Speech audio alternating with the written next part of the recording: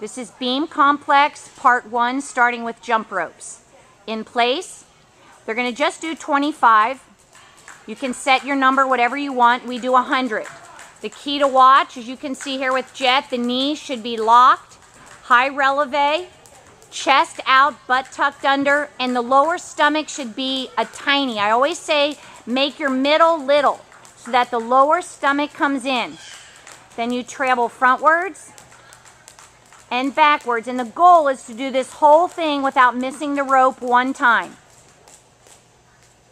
Next, they pick up their bands and we move on to posture walks. I would highly recommend bands or tubing, which I just ordered a whole bunch for all of you coaches, so should be here in a week. Press the band back, make sure they're in oblique. Now girls, show me a long neck. Press your shoulders down and back. Now let's look again at the posture.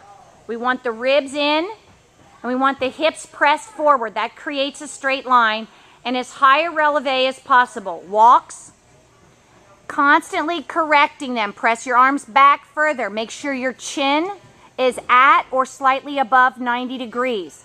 High releve. Keep pressing that band back and make sure the neck is long so that we have a neck and don't lose the neck. Then you do the same exercise going sideways. What you'll find is this is also an ankle strengthener. As you can see, some of the kids' ankles will wobble a little bit, but over time this will build strength in the ankles. And more importantly is the core. The wobble and breaks that you'll see on this will come from them not keeping the hips flat and the ribs pressed in.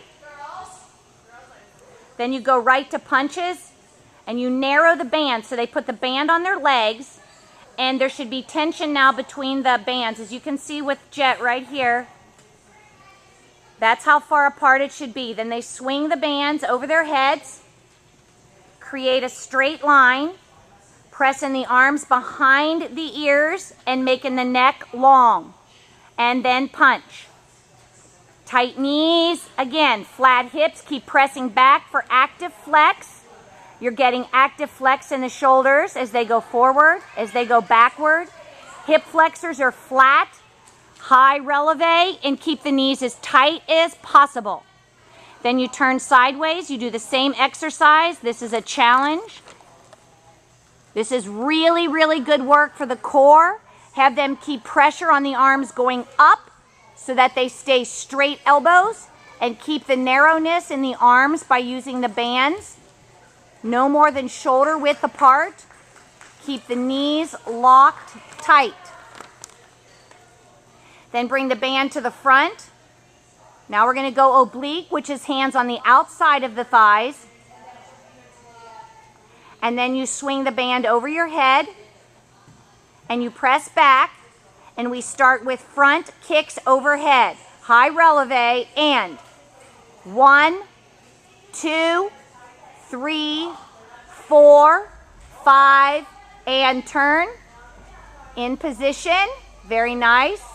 And side kick 1, and 2, and 3, and 4, and 5, and turn. And back kicks. And 1, and 2, chin up. 3, stomach in. 4, 5, tighten the back legs. We'll do one more of the back kicks. This is so important for the legs that bend on the switch leaps. Ready and dynamic. 1, 2, 3, 4, 5, and press up and turn. And the more that you work that flat hips and posture, the more it will transfer into the routines. That's part 1 of the beam complex.